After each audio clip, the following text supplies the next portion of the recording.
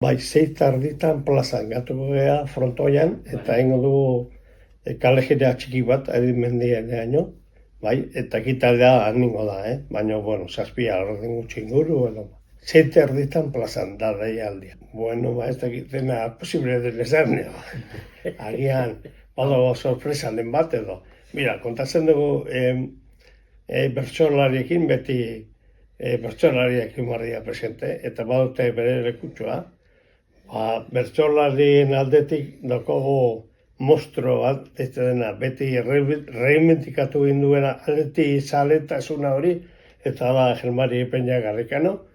Lagunduko dio, kasu honetan zen, Gelmari ja jubilatoa, ere bai, ardatz zaharna, hori aztengo bertsolaria, hemenik ere eskertzea bere aportazioa, eta txisturarien laguntzarekin dugu kalejira bat, hango jarregi gaino.